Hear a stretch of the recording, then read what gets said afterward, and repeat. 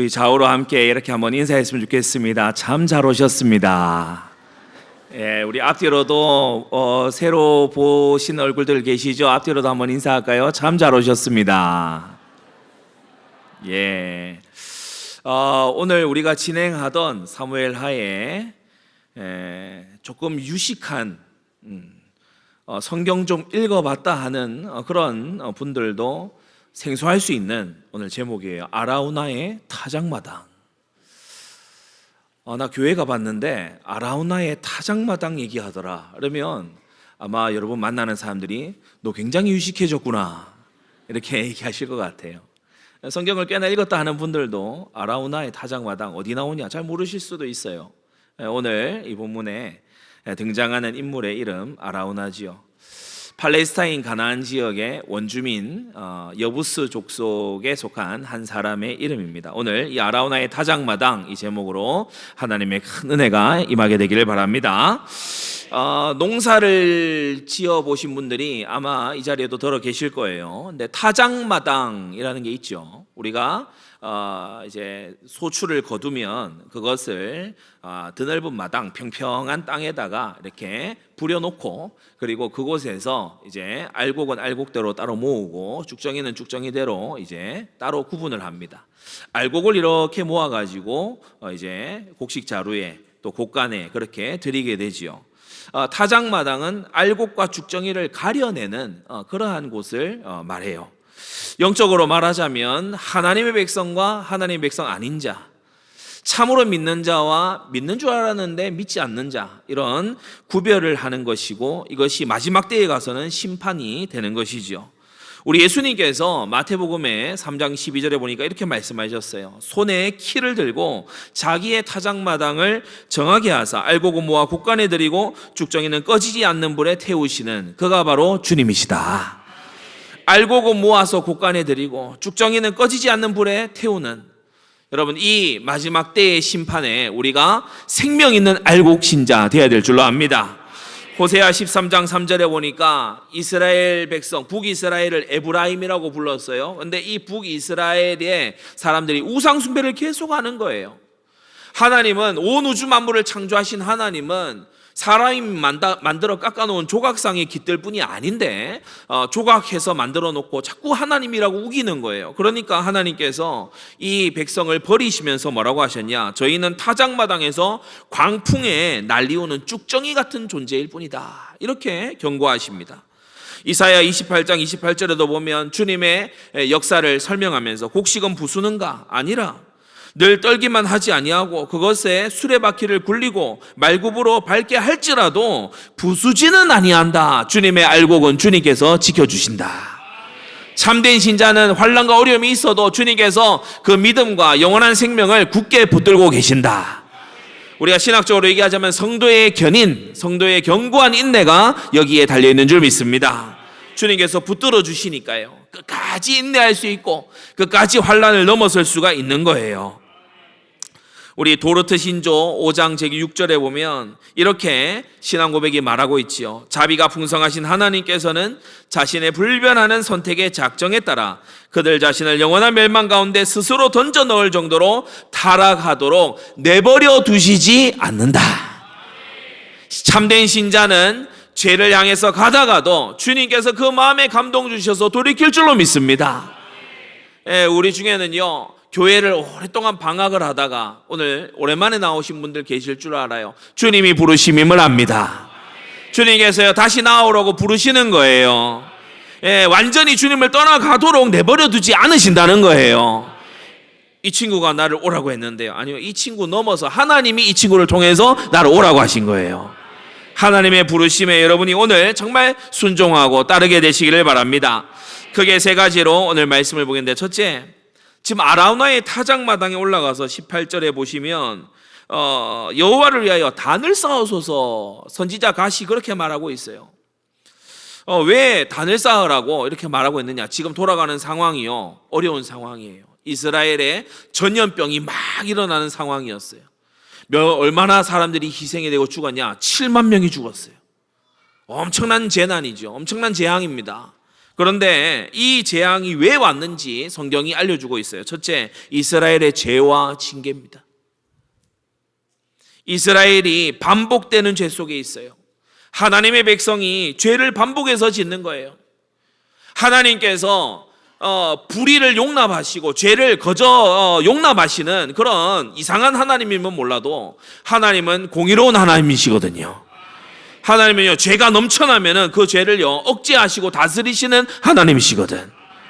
왜냐하면은 사람은 죄를 범함으로써 서로에게 끊임없이 해를 끼치고 하나님의 영광을 훼손하기 때문에 그렇죠. 이스라엘에 반복되는 죄가 있었어요. 무슨 죄냐? 이스라엘이 자꾸 악한 자를 도와줘요. 다윗의 셋째 아들 압살롬이 아버지를 글쎄 죽이기 위해서 반란을 일으켰어요. 그런데 이스라엘이 여기에 그만 선동이 된 거예요. 여러분 잘 알아야 됩니다. 내가 돕고자 하는 어떤 사람이 하나님과 원수짓을 하고 하나님의 반대되는 행동을 한다, 그거 돕지 마시기를 바랍니다. 하나님을 거역하는 일을 한다, 그러면 그거 도우면 안 돼요. 압살롬이 자기 아버지에게 반역하고 세바가 하나님의 기름 부음 받은 그 자에게 반역하는 이것을 이스라엘이 함께 도왔어요. 이스라엘에 헤아릴 수 없는 많은 사람들이, 압살롬이 잘생겼거든요. 압살롬이요 말도 잘하거든요. 그러니까 이 압살롬에게 그만 홀딱 넘어가 가지고 하나님의 뜻에 거역하는 거, 그걸 그만 도운 거예요. 게다가 앞장서서 거역을 선동한 이 사람들이 전부 비참하게 죽었거든요. 아이도벨이라는 책사는 자살해서 죽었어요. 아마사라고 하는 장군은요, 이 반역을 하는데 최고 앞장서다가 그만 암살당해 죽고 말았어요. 세바라고 하는 사람도요, 쫓겨가다가 그만 죽임 당하고 말았지요. 비참한 최후를 보고도, 악인이 악을 행하면서 살다가 비참하게 되는 것을 보고도 회개치 않는 거예요. 악행을 일삼는 자가 한두 해는 잘 나가도 한 10년, 20년 지나가면서 응분의 결과를 받는 때가 있습니다. 하나님은 다스리고 계시는 하나님이세요. 여러분, 선을 행하고 선에 속하고 악을 행하지 마시기를 바랍니다. 그래서요, 비참한 최후를 보고도 이스라엘이 어찌된 영문인지 마음이 완고해가지고 회개를 안 해요. 죄로부터 돌이키지를 않아요. 그리고 이스라엘이 거룩한 싸움을 할 때에는 후퇴하고, 하나님의 이름의 영광을 위해서 정말 거룩하게 동참해야 될 일에는 동참 안 하고 혼합주의의 산당 종교에는 가서 참여하는 거예요. 가나안의 토속 종교 이런 것을 가서 함께 동참하면 농기계 빌릴 수 있잖아요. 품앗이 해주거든요. 그러니까 거기 가 있는 사람들하고 친하게 지내면서 그만 그들이 섬기는 바알신, 아세라신, 이 바알과 아세라를 섬기는 데에는요, 음란제전이 같이 해요. 그런 것을 함께하고 뒤섞이는 산당 종교에 참여했어요. 이로써 진노를 쌓은 거예요. 우리 하나님은 작은 일에도 마구 진노하시는 그런 하나님이 아닙니다. 하나님이 길이 참으시고 오래 참으시는데, 나라의 죄악이, 지역의 죄악이, 공동체의 죄악이 도를 지나칠 때 하나님께서 마침내 징계하시는 거죠. 두 번째로, 다윗이 갑자기 어느 날 인구조사할 마음이 생겼어요. 인구조사는 뭐 나라들마다 하는 일 아니냐, 그렇게 생각할 수 있죠. 하지만 다윗의 인구조사는 그 마음의 동기가 악한 것이었어요. 그 속에 교만죄가 들어있었던 거죠. 사무엘하 24장 1절에 보시면 여호와께서 저희를 치시려고 다윗을 감동시켜서 인구조사를 하게 하셨다. 예, 그렇습니다. 이걸 달리 말하면 뭐냐? 하나님께서 마음을 지켜주지를 않는 거예요. 오늘 저와 여러분들에게 하나님께서 마음을 지키시는 은혜가 있기를 바랍니다. 사람이 실패할 때 언제 실패하죠? 마음에 미친 생각이 들어와서 미친 행동을 해서 실패를 해버려요. 마음에요, 끔찍한 그런 죄악을 대수롭지 않게 여기고 그걸 하고 그래가지고 결국에 망해버려요. 왜 그렇게 하겠습니까?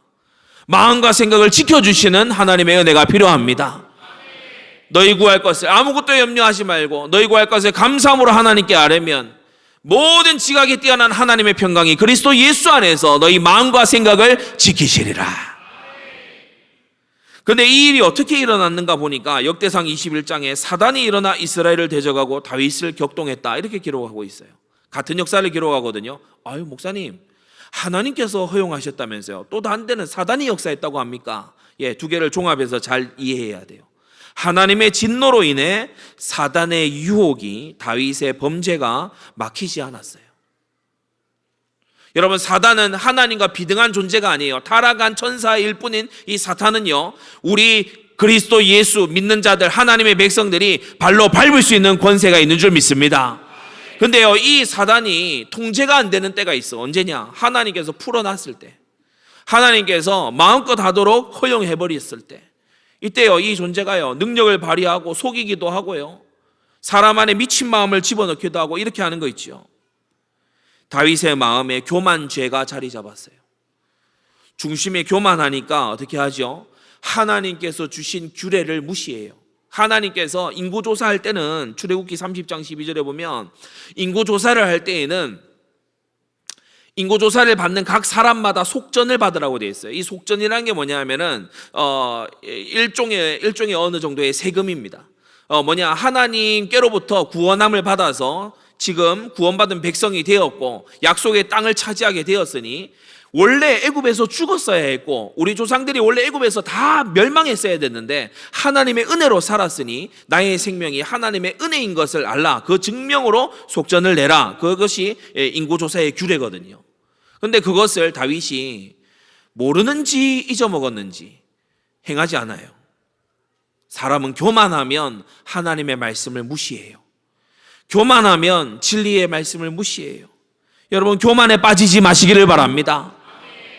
내가 알면 얼마나 알겠습니까? 저 여러분들이 똑똑하면 얼마나 똑똑하겠습니까? 하나님의 말씀, 성취되는 하나님의 말씀 앞에 겸손해야 될 줄로 압니다. 다윗이 말씀도 지키지 아니하고 기도 없이 임의로 강행을 해요. 장수 중 하나 요압 장군이 나와서 왜 인구조사를 이렇게 하려고 하십니까? 갑자기. 근데요, 다윗이 자말 말고 하라는 거예요. 참 희한해요. 어른들이 하는 얘기가 있죠. 사람이 망하려면 뭔 짓을 못해. 그러니까 이 다윗이 보면 뭐가 안 막혀요. 폭주기관차처럼 막 일을 저지르는 거예요. 여러분, 다윗의 이 교만죄를 하나님께서 크게 보신 거 있죠. 다윗이 이 인구조사로 인해 가서 누군가에게 딱히 피해를 끼친 건 없습니다. 현대를 살아가는 현대의 윤리를 배우신 여러분들 잘 유념하세요. 여러분, 우리는 죄를 생각할 때 보통 타인에게 피해를 끼치면 죄다, 이 정도로 생각합니다. 우리의 죄는 전부 사람들 사이에서의 죄의 생각이에요. 그러나 하나님은 중심을 보십니다. 죄는 타인에게 피해 주는 것 그 이상이에요. 성경이 말씀하고 있는 죄는 남에게 피해 끼치지 말고 살아라, 이런 윤리를 뛰어넘는 윤리예요. 죄는 권위와 위험에 대한 도전이에요. 그 안에는 반역이 도사리고 있고, 그러므로 교만은 가장 죄악된 죄입니다. 죄가 왜 죄냐라고 묻는다면 그것이 교만하기 때문에 죄라는 거예요. 죄는 교만이라고 하는 특징을 가지고 있어요. 근데 다윗이 지금 교만을 장착하고 있는 거예요. 하나님 보실 때 이게요, 냄새나고 악취나는 죄로 하나님께 여겨졌던 거지요.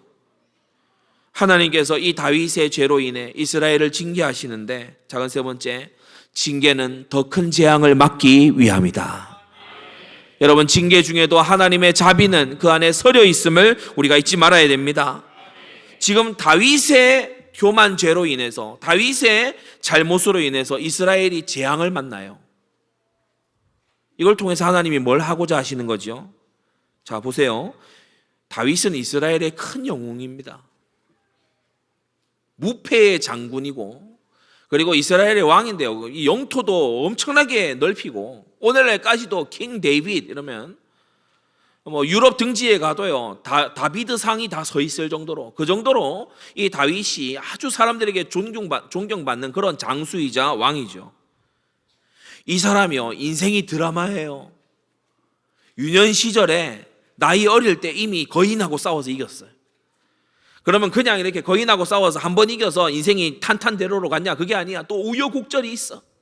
눈물 없이 들을 수 없는 인생 스토리 있어요. 다윗이 보면 어떠냐? 다윗을 대적했던 사람들이 희한한 섭리로 인해서 다 멸망을 해요. 그러니까 이 다윗이 보면 엄청난 이 신의 도우심이 있는 사람이야. 다윗 주변에요, 다윗만 있는 게 아니고 마치 우리가 뭐 삼국지나 수호지 이런 데서 보는 것처럼 용맹한 장수들이 막 옆에 서려 있어요. 다윗 옆에 있는 장수들이 이를테면 혼자 뛰어나가서 800명씩 쳐 죽이는 이런 장수가 다윗의 옆에 신복으로 있다니까요. 그러니까 사람들이 볼 때 다윗이 얼마나 대단해 보이겠습니까? 게다가 다윗이 거느리고 있는 군대만 157만 대군이에요. 이 고대 중동에서 말이에요. 그러니까 이 엄청난 영웅 아닙니까? 여기에 다윗이 이제 교만까지 더하면 이제는 다윗이 우상이 됩니다. 다윗의 인생 노년에 다윗이 우상이 되게 생겼어요. 그래서 이 다윗의 인생 늙음하게 하나님께서 무엇을 허용하시냐? 다윗의 짓는 죄로 인해서 이스라엘이 큰 고통을 당하는 이 일을 허락하세요. 그래서 저는 그 성지순례에 가가지고 다윗의 무덤이 있는 그 앞에 가봤거든요. 왕의 무덤치고 조용해요. 여기 다윗 무덤 맞냐고 그러니까 다윗 무덤 맞대. 맞는데 조용해요. 아마 다윗이 이런 이 일이 없었으면 이스라엘로부터 그냥 완전 신으로 추앙받았을 거예요. 이스라엘로부터 완전히 우상 숭배를 받았을 거야. 그런데 하나님께서 그렇게 내버려 두지 않으시는 거 있죠. 여러분, 하나님의 모든 일에는 선한 의도가 있습니다. 하나님의 징계에도 그 안에 선한 목적이 있음을 잊지 마시기 바랍니다. 다윗의 무덤이 우상이 되지 않았어요. 다윗 역시 인간이구나. 다윗 역시 하나님이 없으면 안 되는 존재구나. 오늘 초청받아 오신 분들 중에 야, 이 친구 참 내가 좋아할 만하고 존경할 만하고 참 이 친구 대단한 친구고 나보다 모든 면에서 좀 낫다 싶은 그런 혹 생각을 가진 분 있습니까? 아닙니다. 오늘 여러분 초청한다고 좀 그럴듯하게 앉아 있는 거예요. 평소에 안 그런 것 같아. 누구를 짚어서 얘기하는 건 아니에요. 근데 사람이 다 부족합니다. 사람이 다 연약해요. 하나님의 은혜 아니면 하루도 설 수 없어요. 하나님의 특별한 은혜이기 때문에 그나마 나아지고 있는 중이에요. 교회는 대단한 성인군자들이 모인 곳이 아니에요. 교회는 부서진 인생이 고쳐나가지고 있는 곳이에요. 교회는 큰 정비소와 같은 줄로 믿습니다. 그래서 많이 부서진 차도 들어오고 조금 부서진 차도 들어오는데 많이 부서진 차가요 오히려 혜택을 많이 봐요. 그래서 여러분 교회 안에서 함께 지어져 가야 될 줄로 믿습니다. 큰 두 번째입니다. 다윗이 자신의 죄를 깨닫고 회개합니다. 그런데 이게 참된 회개지요. 참된 회개에는 세 가지 핵심 요소가 있다 했습니다. 첫째, 죄를 애통히 여기는 거예요. 여러분, 회개는 겉으로 하는 게 아니고 마음의 애통으로 하는 것이다. 다윗이 애통하게 마음에 자책했어요. 10절에 보니까 다윗이 인구수를 조사한 후에 그 마음에 자책했다.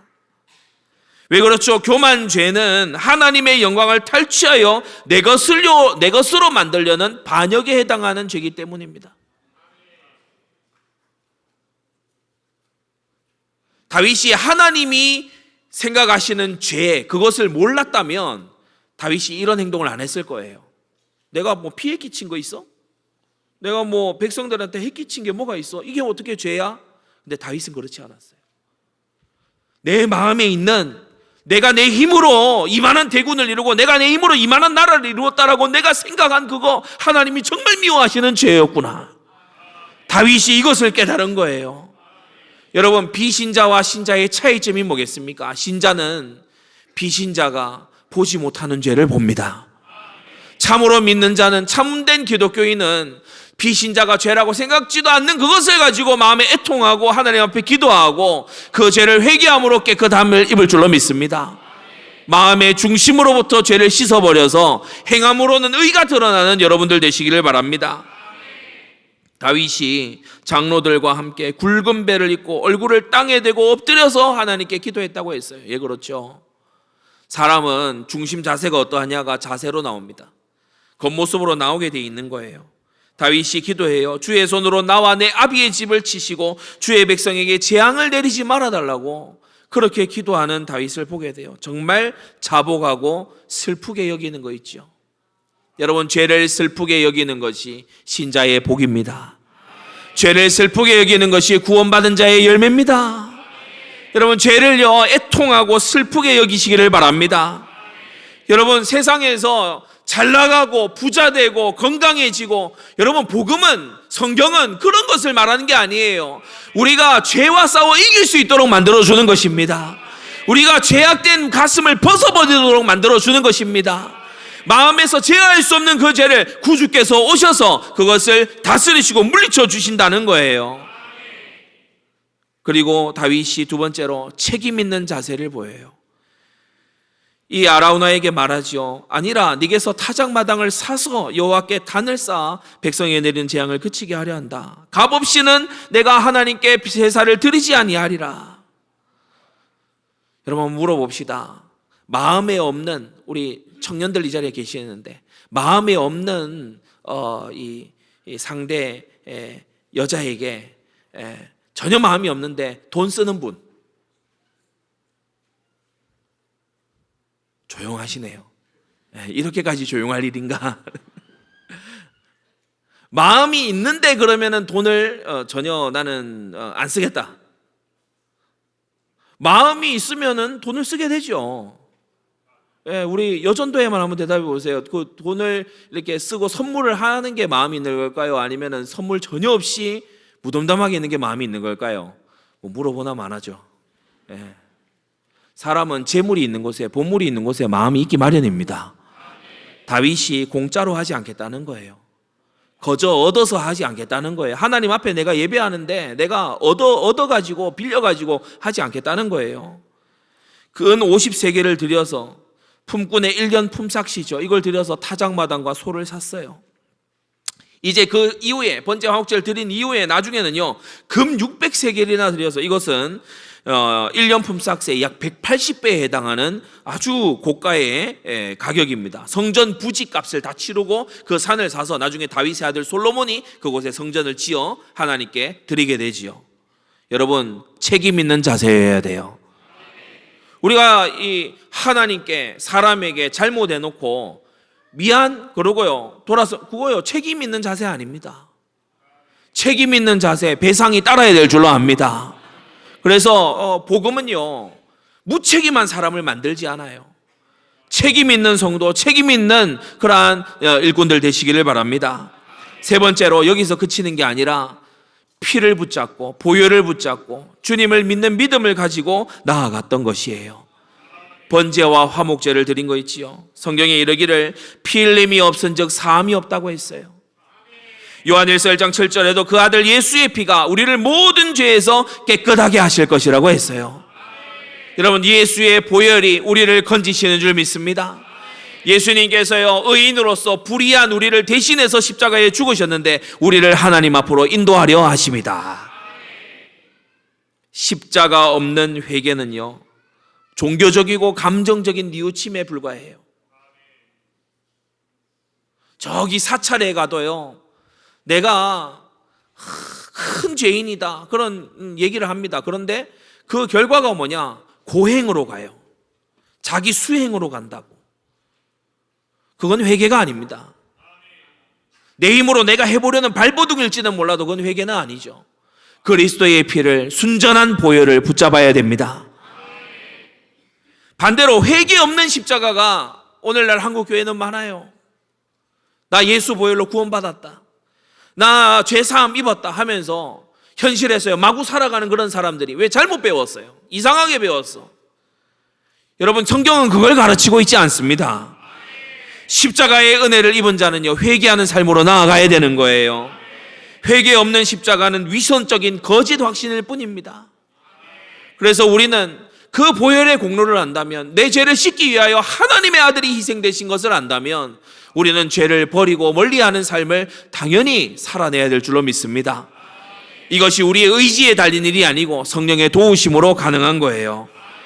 마지막 세 번째로, 아라우나의 타작마당에서 세 가지 교훈이 주어집니다. 오늘 특이한 것은 제가 며칠 전 새벽에도 말씀드렸지만 18절에서 25절로 바로 가면요 깔끔해요. 한번 보세요. 여호와를 위하여 단을 쌓으소서 하매, 18절. 25절에 가면 그곳에서 여호와를 위하여 단을 쌓고 번제와 화목제를 드렸더니, 그럼 서사가 깔끔합니다. 성경 분량도 줄어들고요. 그런데 18절에서 25절 사이에 희한한 한 사람이 나와가지고 많은 얘기들을 해요.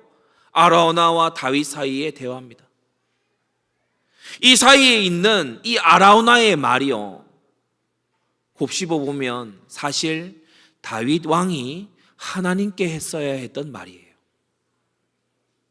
때때로 하나님은 믿음에 있어서 전혀 나만큼의 연륜이 없다 생각되는 그런 사람을 통해서도 교훈하시고 정신 차리게 하시는 하나님입니다.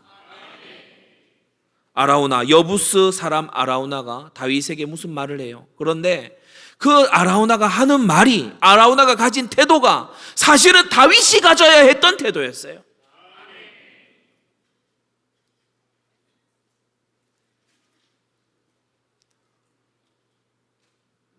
오늘 이렇게 무더운 여름날에 무언가 하고자 하는 일이 있어서 아주 구슬땀 흘려가며 하시는 분들이 있습니다. 여러분, 그분들은 없어질 것을 위해서 구슬땀을 흘리지만 저와 여러분들이 흘리는 땀은 영원한 상급이 될 줄로 믿습니다. 아라우나가 하는 이 말이요, 다윗이 했어야 됐던 말이에요. 아라우나가 왕을 대하는 그 태도가요, 다윗 왕이 하늘의 왕이신 하나님을 대해야 했던 태도였던 거예요. 세 가지로 보겠습니다. 첫째, 전적인 은혜. 아라우나가 다윗 왕과 신하들이 오니까 달려나오면서 얘기합니다. 어찌하여 내 주 왕께서 종에게 임하시나이까? 무슨 말이죠? 부르시지 어찌 친히 오십니까?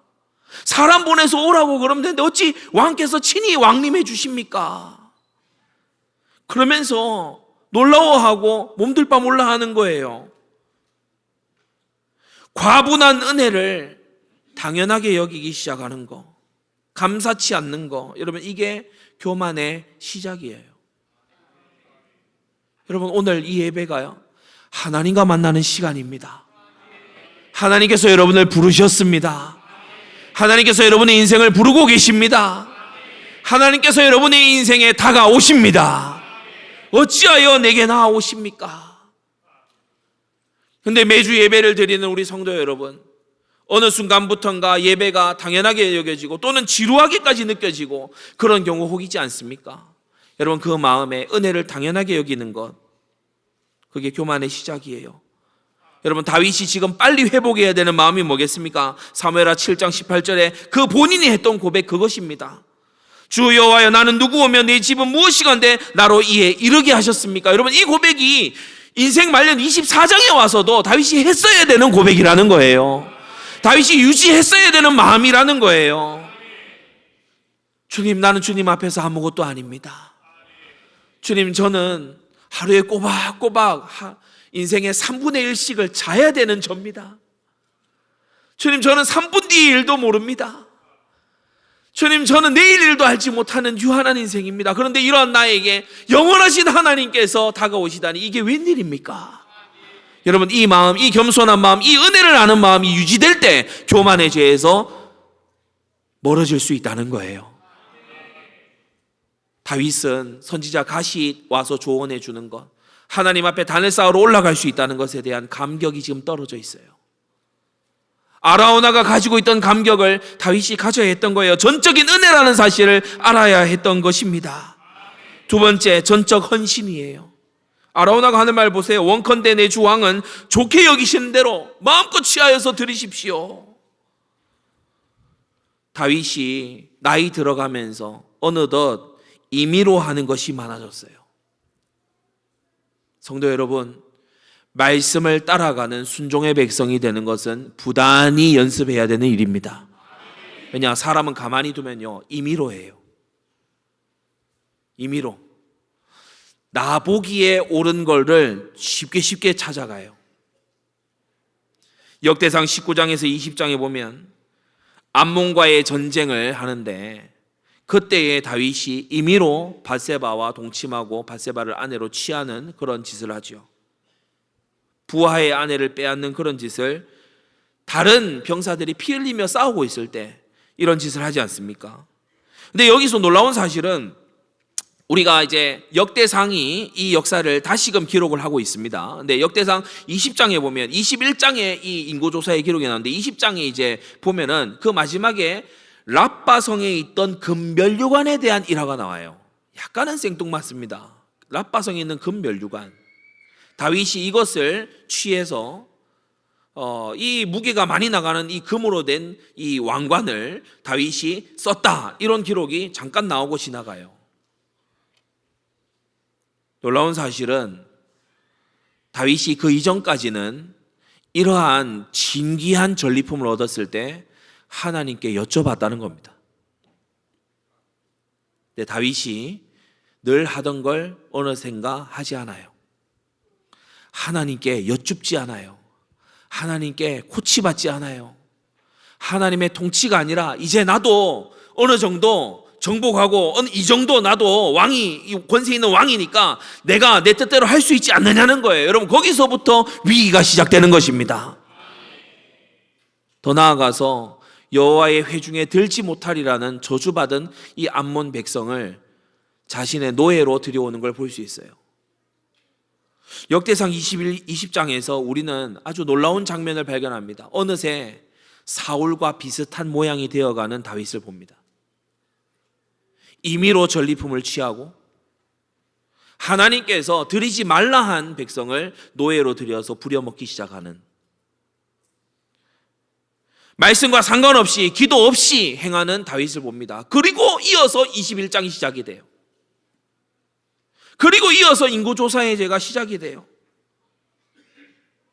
내가 보기에 좋은 것이 아니라 내가 보기에 암몬 자손이 일을 잘하니까 여기 와서 하면 되겠네. 내가 보기에 금면류관을 내가 그냥 가져오면 되겠네. 그렇게 하는 것이 아니라 하나님이 좋게 여기시는 것을 해야 참된 헌신입니다. 하나님께서 원하시는 대로 해야 참된 헌신이에요.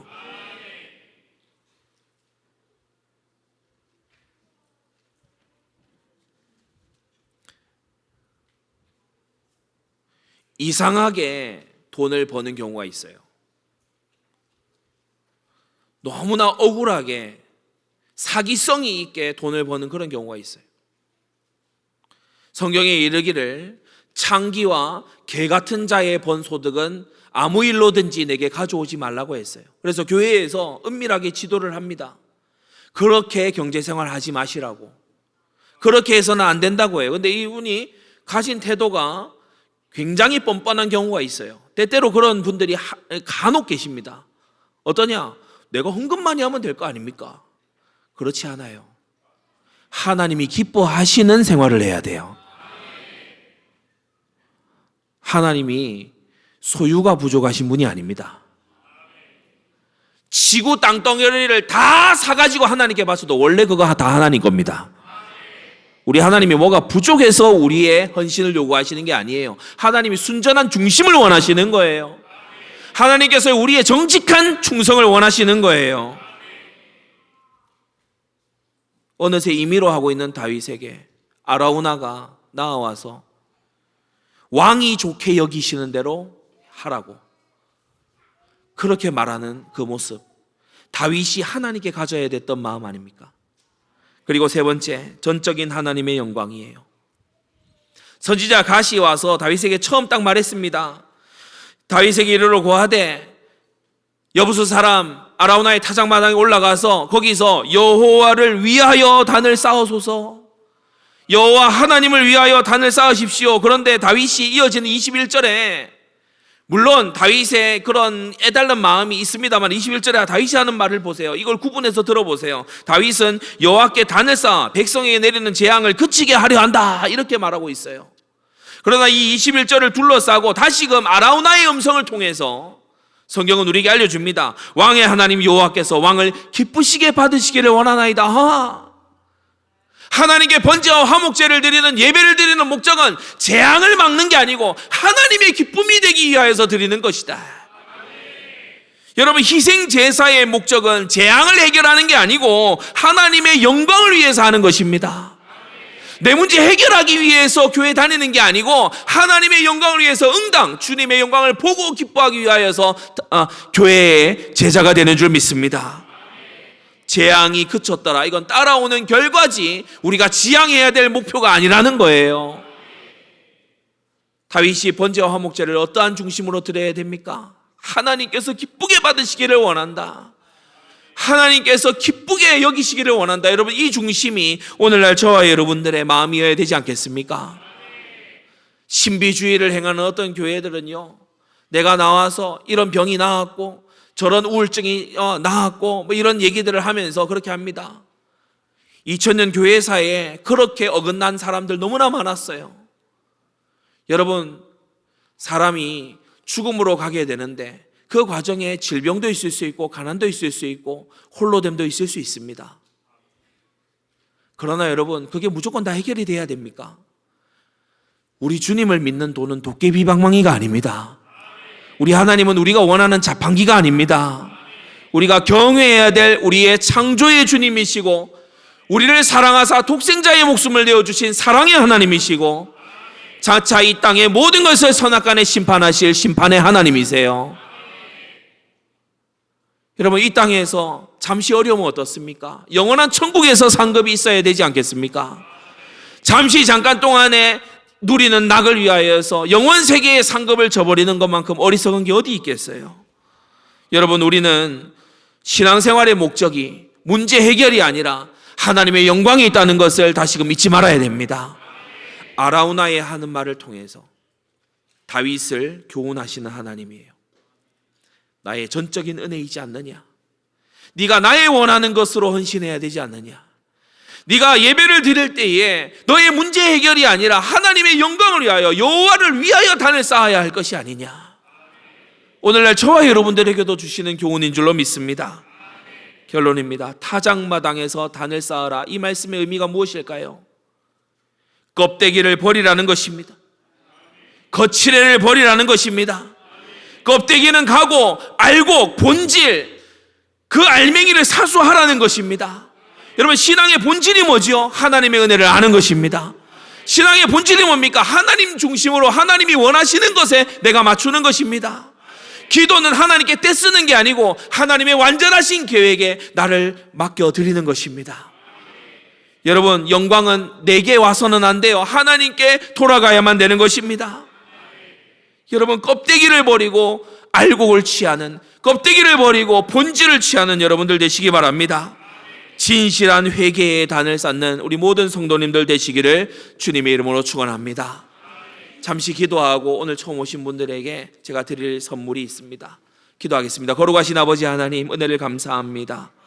주님, 우리에게 아라우나의 타작마당에 올라가 단을 쌓아라 하신 이 말씀이 오늘날 우리에게도 적용되어서 주님의 전적인 은혜를 알고 주님께 맞춘 헌신을 하며 주님의 영광을 위하여서 살아가는 우리의 생애가 되도록 은혜 내려 주시옵소서.